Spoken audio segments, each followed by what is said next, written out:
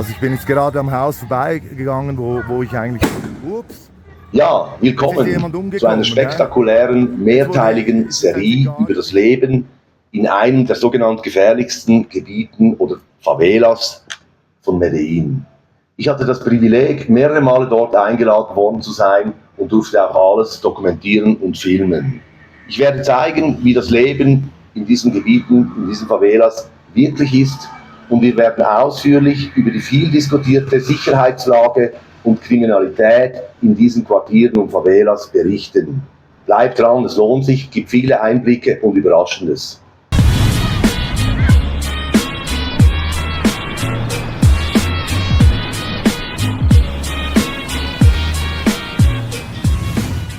No, mamá, mira, las olas me llevan. ¿Qué decía del agua? Cuando la probé dije, uy, esto tiene mucha sal, mamá, esto porque pasa. Tom, du warst ja mehrere Male und sogar nachts in einer der gefährlichsten Favelas. Ist das nicht etwas fahrlässig?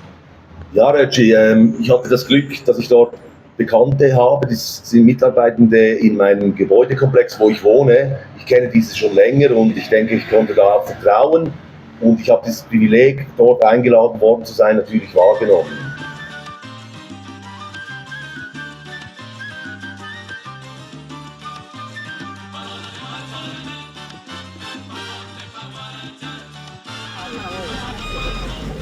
Hier sehen wir die Flagge von Nacional, die sind gestern gerade Meister geworden. Das ist einer der beiden Clubs, Fußballclubs hier in Medellin. Und man sieht, der Verkehr ist hier ziemlich hektisch. Es ist ziemlich eng, es geht jetzt immer höher. Wir gehen jetzt ins Quartier, das heißt Santo Domingo. Das ist eigentlich eines der höchsten Quartiere. Das ist ein sogenanntes Barrio, also eigentlich eine Favela, wenn man so will. Eine andere Bezeichnung habe ich eigentlich nicht. Sustancia puta en abundancia, donde quiera que llego lo notan por la fragancia. Distancia te mandamos en ambulancia. Pase pa' Toperco pa' matar la ansia. Sustancia puta en abundancia, donde quiera que llego lo notan por la fragancia. Ja, das ist genauso. Wir haben ja sicher nicht die Wahrheit gepachtet, aber ich glaube, unsere Reportagen zeigen so einige Dinge in einem anderen Licht. Zeigt Überraschendes und du schaust ja auch hinter die Kulissen. Genau, Reggie. Ich kenne diese Leute dort, ich glaube, ich konnte auch vertrauen und es ist einfach überraschend und teilweise gibt es krasse Dinge, die doch nicht ganz einfach sind. Aber insgesamt muss ich dann doch auch sagen, gibt es da eine ganz andere Darstellung als jene von vielen YouTubern oder auch von öffentlich-rechtlichen Fernsehen. Ich glaube, das gibt dort Einblicke, die wirklich überraschend sind und im Gegensatz zu vielem stehen.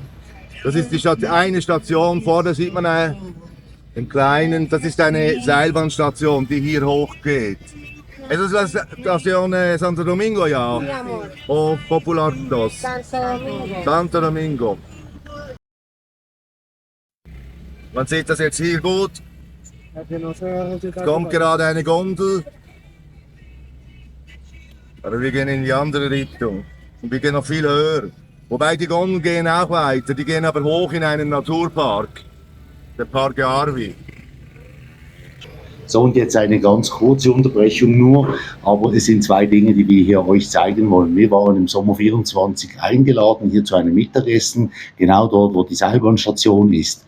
Und wir haben die Gelegenheit wahrgenommen und sind am Morgen dann noch in den Naturpark Arví mit der Seilbahn hochgefahren. Spektakuläre Aussicht über das Barrio und völlig ungefährlich für jeden Touristen, sehr empfehlenswert, weil man verlässt mit der Seilbahn das Barrio komplett. Tom hat uns jetzt noch ein paar wichtige Infos. Genau, zur Seilbahn. Das ist ein sehr innovatives Projekt. Sie wurde 2004 als erste urbane Seilbahn im Nahverkehr weltweit errichtet. Und sie geht auf eine Höhe von 2200 Meter im Parque Arví, 1950 Höhenmeter ist die Station Santo Domingo. Sie ist solarbetrieben und sie hat das Leben in Barrio eigentlich grundlegend verändert, weil die Einwohner jetzt auch den Talboden bzw. die Metro einfach erreichen können. Und das ist also in dem Sinne ein sehr innovatives Projekt. Und der Parque Arvi, ich war dort schon mehrere Mal, es lohnt sich zum Wandern, es sind 16.000 Hektaren, es geht bis 2.400 Höhenmeter, die Flora und Fauna, die sind sehr abwechslungsreich und interessant. Die Temperaturen sind eher kühl hier, weil es ist eher gelegen. Es lohnt sich. Sustancia puta en abundancia, donde quiera que llego lo notan por la fragancia. Respeto tipo te tripo, vivo en el futuro me anticipo. Pa' matar tengo ready mi equipo, si fantasmea no te da ni hipo. Dile a Little Genio, dice los info, que sobran las putas y todos son ninfo. Los tenemos ubicados, con ella le sacamos la info. Cabrones no miren pa' acá, vivo estos likes como Tupac. Tú frontas con esa loca y hace rato que te explota. Es una de esas Baño. Mira. Ah. ¿Y qué más? Habla de la habitación de Luciano. No la organiza, pero no está desorganizada, pero bueno, ahorita Ah, vale. ¿Y qué más? Y esa. Y esta es la cocina con Luisa. Eso es cuando compré el jabón que te voy a comprar un closet. Die Habitation. Tu Habitation. Ay, qué chévere. Also wir sehen hier wirklich eindrücklich, wie bescheiden die Leute leben und Moni hat uns ja noch eingeladen. Ja, das ist unglaublich eigentlich, diese Herzlichkeit und Tom und ich, wir sind sehr begeistert und finden das unglaublich und ja, das berührt uns wirklich. Und jetzt zurück zur Fahrt durchs Barrio. Ja, und jetzt sieht man da geht gar nichts mehr, das ist so eng. Da kommt ein Bus und wir haben 2 Kilometer und das Navi gibt an noch 20 Minuten, weil es ist so verstopft. Ja, und wir sind hier so lange im Stau gestanden, dass die Begleitung hinten ohne Stress im Laden nebenan einkaufen gegangen ist, bis es dann mal wieder weitergegangen ist. Allerdings gibt es noch eine ganz andere Verkehrsproblematik. Und die ist dann wirklich extrem und eigentlich weltweit fast einzigartig. Parando nalga y parando chichi, baila bien bichi, bichi. Tomando molly con agua Fiji. Todas las chores, andan de par en party, moviendo el booty, booty. Fumando mari. Todas las chores. Und gleichzeitig, wenn man da runter sieht man die Metrokable, also die Seilbahn, die da hochkommt und eine wahnsinnige Sicht nach unten ins Tal, nach Medellin. Da sind wir sicher schon, keine Ahnung, 1000 Höhenmeter höher. Schauen wir mal, was passiert im Verkehr. Ja, und während wir hier im Stau stehen, vielleicht einige ergänzende Informationen zu diesem Quartier, Santo Domingo. Es ist ein relevantes Quartier für die Stadt, hat 150.000 Einwohner. In den 90er Jahren war Santo Domingo berüchtigt für die extreme Gewalt und Paramilitärs und zuvor Kombos, sogenannte Kombos, das sind Jugendbanden, dominierten vorwiegend. Wie die ganze Sicherheitssituation heute ausschaut, sehen wir in dieser Serie noch. Ganz genau. Und damit du nichts verpasst, löse ein Abo. Jetzt ist die Zeit. Wir stehen im Stau, denn gleich geht's wieder rund.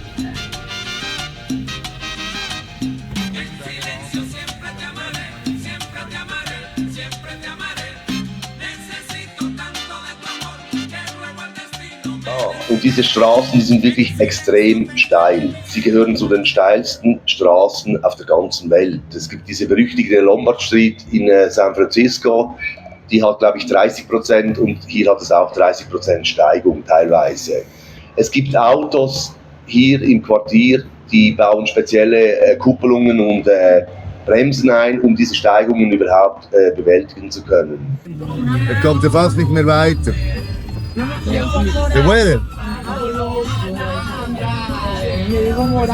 Das hat sicher, keine Ahnung, 20% Steigung, jetzt kommen wir nicht mehr weiter.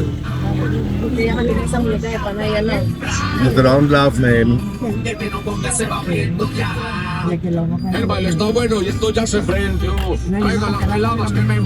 Ja, und jetzt sehen wir live, wie steil das Ganze wirklich ist. Sie haben da lange versucht, diese Steigung zu bewältigen. Es ging nicht und die hinteren Passagiere mussten jetzt alle aussteigen.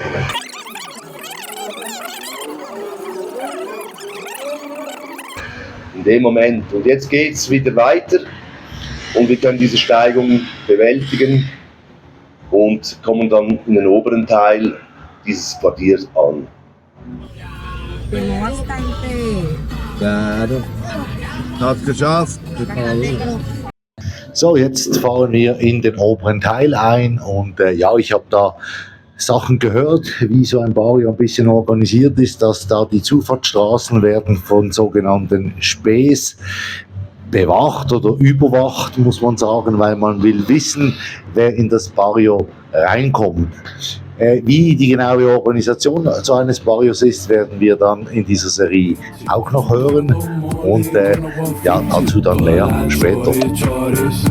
Anda de par en par, moviendo el booty, booty, fumando mari, mari, toda la choris, choris. Anda de par en par, moviendo el booty, booty, fumando mari, mari. Papi, súbeme la mini, me pongo muy caliente si me ves moviendo el booty, booty. Ja, man sagt auch, dass bei der Einfahrt von der Polizei in solche Barrios Feuerwerksraketen gezündet werden, um die Einwohner und Bewohner da zu warnen.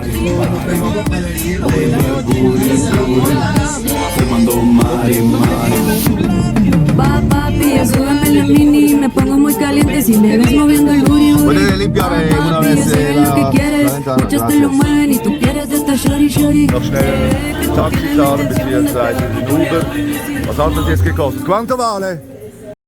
Wir sind angekommen. Im nächsten Teil seht ihr, wie dieses Barrio organisiert ist, wie gefährlich es hier ist und vieles mehr. So, jetzt bist du dran. Schreib uns bitte in die Kommentare, wie gefährlich schätzt du so ein Barrio ein? Wir werten das aus und vergleichen es dann mit der Realität. Sei gespannt auf Teil 2.